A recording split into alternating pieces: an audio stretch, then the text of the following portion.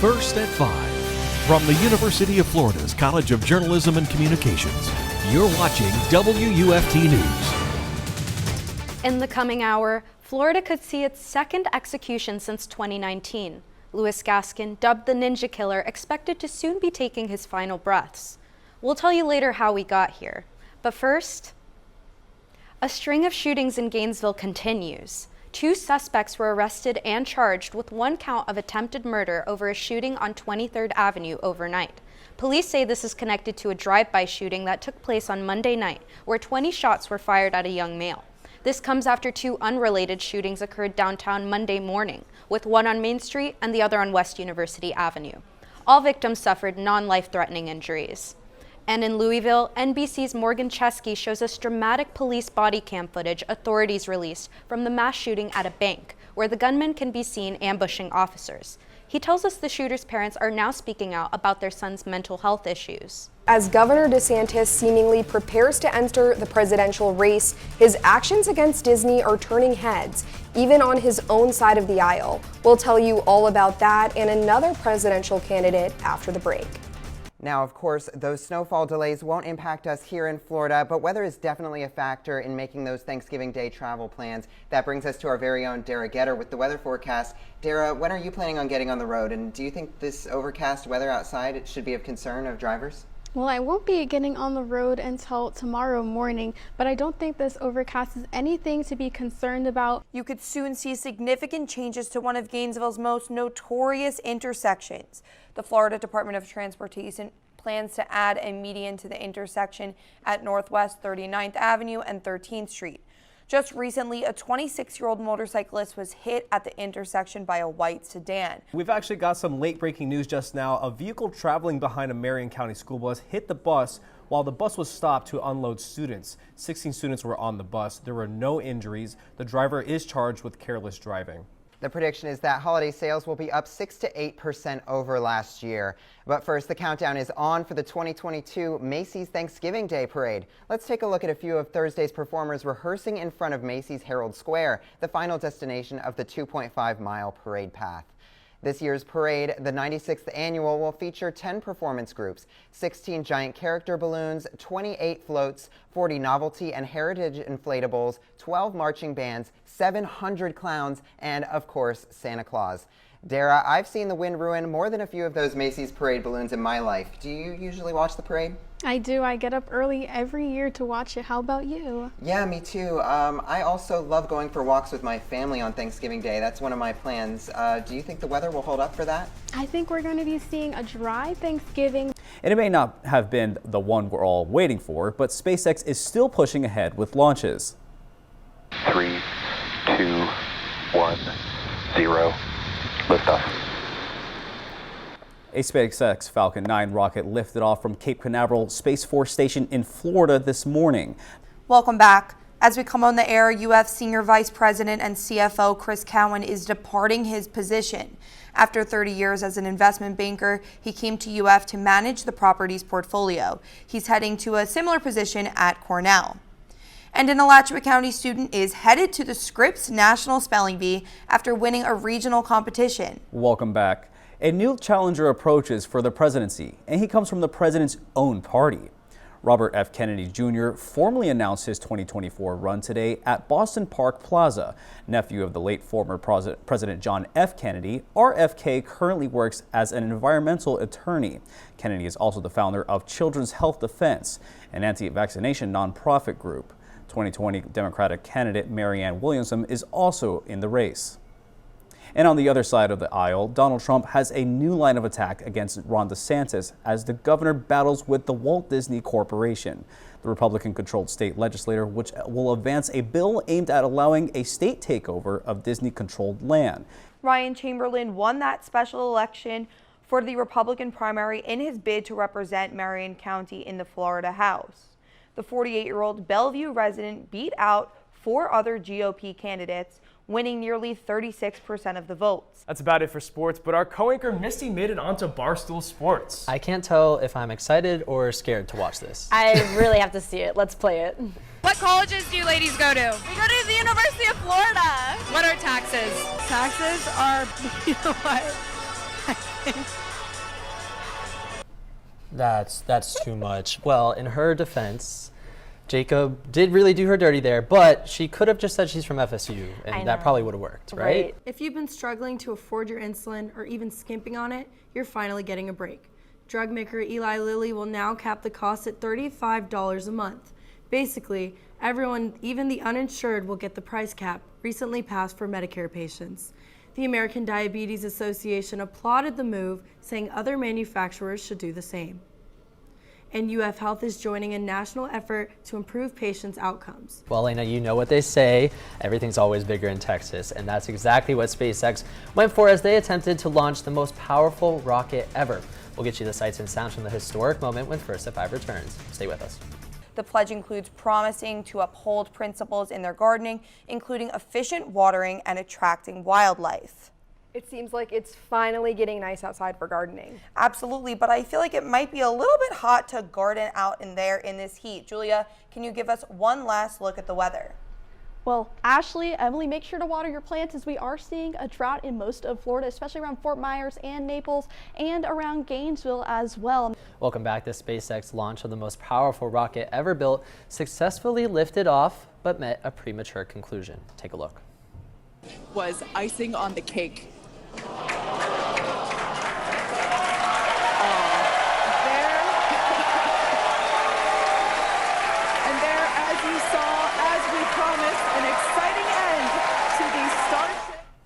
Minutes after this morning's launch, the rocket experienced what SpaceX is calling a rapid unscheduled disassembly. Valentine's Day is just one day away, and our state is getting ready to celebrate in its own ways. Down in Miami, the world's tallest digital Happy Valentine's Day greeting will be lighting up the South Florida skyline now through tomorrow. And Juliana, get this, if it's stacked vertically, the display is as tall as 2.5 football fields. Wow, that's crazy, and we don't have anything quite like that in Gainesville, but businesses around town are getting ready to celebrate too. Chocolate is of course a popular gift, and one local chocolatier is gearing up for the store's biggest day.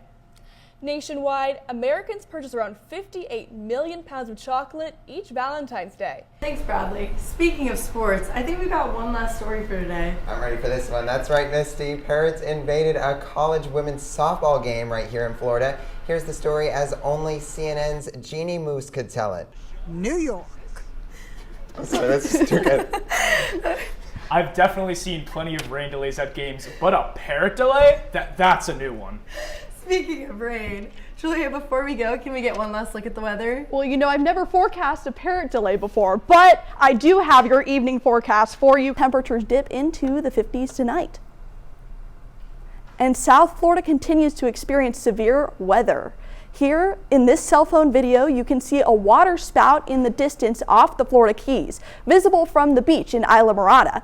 In Miramar, storms brought heavy rain and large hail. After the historic flooding disrupted fuel distribution, state officials are deploying 500,000 gallons of gas to the affected areas. After delays, the company is targeting to launch the most powerful rocket ever, Starship, tomorrow.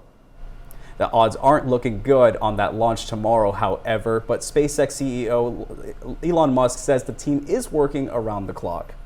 Even if everything does get fixed, Julia and I know better than anyone that the weather can bring launches like that to a halt. Absolutely. And Ashley, we're currently seeing some severe threats throughout the United States, but for us in Texas, if you're planning on watching, we are ready for liftoff. Currently seeing those sunny skies for Thursday morning. When that launch happens around 9:30 to about 10:30, you are going to make sure that you bring your poncho and rain jacket so that way you can be safe and you can be ready for that game. So if you are planning on going to that game, it may be a good idea to bring your raincoat. Yeah. Absolutely. I don't think I'll be at tomorrow's game, unfortunately, but Emily, will you be there? I will definitely be there. It's my last Gator football game as a student. If you're going, we do have WUFT's Jensen Young here to tell you a little bit more about the game. Jensen, what do you got for us? Emily, it will be my last game here as well before graduation, and this year's Orange and Blue game will showcase how head coach Billy Napier is able to adjust his schemes for his second year. Florida softball is back tonight. I know, and I don't know if you know this, but I actually used to play softball, Jake, and I don't want anyone to be embarrassed if they still have to bring the tee out for you, because they did have to do that for me. Well, fortunately, the Gators won't need to tease as they take on the USF Bulls today. So good. Good enough to keep a line until sellout. There are 3 national holidays related to bagels. Thanks, Ashley. Misty, I'm a little embarrassed. I've lived in Gainesville so long and I haven't been to Luke's Bagels. You said earlier you have been? Oh my gosh, yes. It's so amazing. I'm kind of craving one right now. You're going to have to take me. We might go I after will the show. so soon. Anyway, you know I'm the space guy here. I hope you know I was tuned into the SpaceX launch.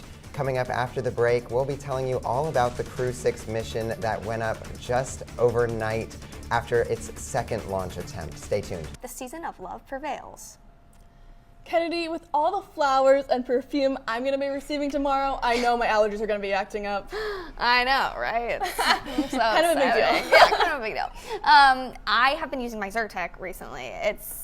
My allergies going crazy. Okay. So what else is going to be in the air besides love tomorrow, Danielle? So I'm sorry, ladies. I do have some bad news for you and those at home. We are going to be struggling with our pollen and allergies this Valentine's Day. Flagler County Sheriff Rick Staley commented on the case. He said violence is never the answer and alcohol and guns never mix well. And by all accounts, when a gunman opened fire inside another packed nightclub, Club Q, it was absolute chaos. But for an Army veteran named Richard Fierro, there was no waiting or wondering what to do. NBC's Morgan Chesky reports that when Fierro's family's life was at stake, he took action. And finally, Jensen, here's a story about someone I know that you kind of love. Hundreds of Taylor Swift fans are lining up in the rain outside Raymond James Stadium to buy tour merchandise ahead of the singer's 3-concert series in Tampa. The first fans in line arrived armed with lawn chairs and blankets as early as 10 p.m. yesterday. That's 12 hours before merchandise trucks even opened. These trucks will be open until 5 p.m. at Raymond James Stadium. If they can't make it to the stadium today, Swifties will also be able to pick up Eras Tour merchandise online at her shows on April 13th through 15th. Trucks will be parked at the Ford Gate, Gate B, and the South Plaza starting at 3 p.m. Since it's Swifties' only top stop here in Florida, she's expected to draw thousands from around the state and the Southeast. I know our very own Ashley Weinstein is going to be there, and our longtime viewers know that Ashley does the weather too. So can Ashley expect good weather at the concert, Julia?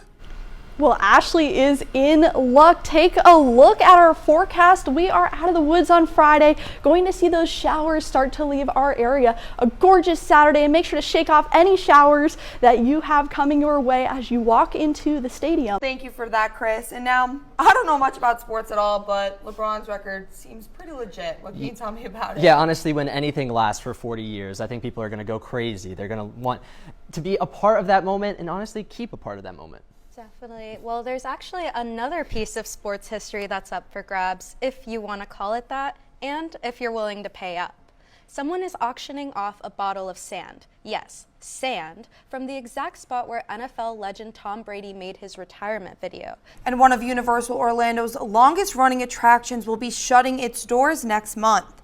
Poseidon's Fury is a 20-minute walk-through attraction that opened with the park in 1999. It takes guests on a journey with special effects and live actors through the lost city of Atlantis. It's the last attraction on Universal's property that's not based on a movie or a TV show. Universal says it will be replaced with exciting new experiences, but hasn't yet said exactly what those will be. Industry insiders are telling us the next attraction in this spot might be based on the Nintendo series Legend of Zelda after the success of Universal's Super Mario Bros. Movie. May 9th will be the last day to witness the experience. Poseidon is the god of water in Greek mythology. If you buy into that, Julia, would you say that Poseidon might be raining down his fury on tomorrow's Orange and Blue game? Well, I would say that Poseidon is definitely making a visit to our game. I'll have your full forecast in a few minutes. Speaking of rising and warming up, we're getting closer to summer, which means that we do have some graduates with us. We have Ashley and Jake. Congratulations. Thank you, Julia. I appreciate it. You know, guys, it's our last time all at the set together as a team. I know, Jake, and we've been anchoring together for the past year now, and we have some memorable moments that we have had throughout the past year. We put together some clips of our favorite moments here, from National Sandwich Day to putting on shades at the desk. We've had some great moments. We definitely have, and here we're eating sandwiches, and I remember in this clip you were breaking keto, but you're not keto anymore because I saw you eat a sandwich today at lunch. We'll leave you with a look back at the sights and sounds of the Gator lighting. Have a good night and take care this holiday.